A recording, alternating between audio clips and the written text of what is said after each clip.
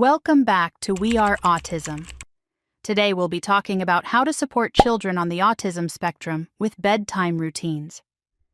For many families, bedtime can be one of the hardest parts of the day.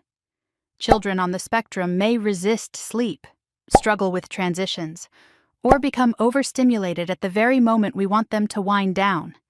In this video, I'll share practical tips that can make bedtime calmer and more predictable. Part 1.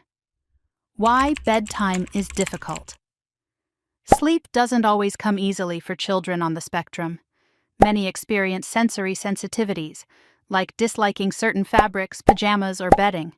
Others may have racing thoughts, difficulty with transitions, or even anxiety about the dark. When a child resists bedtime, it's not just stubbornness. It's their body and brain struggling to settle. Part 2. Creating a predictable routine. One of the best ways to support your child is to create a predictable bedtime routine. Keep the order the same every night, for example, bath, pajamas, brushing teeth, story, and then lights out. Using visual schedules can make the process clearer for your child. A simple chart with pictures can reduce arguments and give your child a sense of control as they check off each step. Part 3. Managing the environment. Environment matters.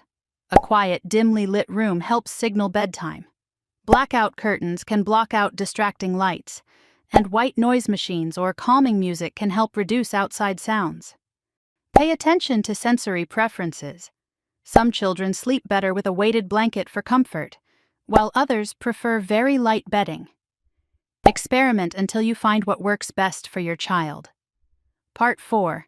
Reducing stimulation. Before bed, winding down should begin at least 30 minutes before bedtime.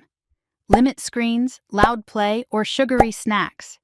Instead, choose calming activities like reading a book, drawing, or gentle stretching. Consistency is key. Over time, your child's body will begin to associate these activities with sleep. Part 5. Encouragement and patience. Even with routines in place, progress can take time. Celebrate small successes, like getting into bed without resistance or staying in their room for longer periods. Remember, every child is different. What works for one may not work for another, and that's okay.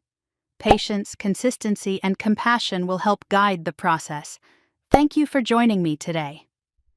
If you'd like more tips and support, visit our website at www.we-our-autism.com or join our Global Parent Care Circle on WhatsApp at.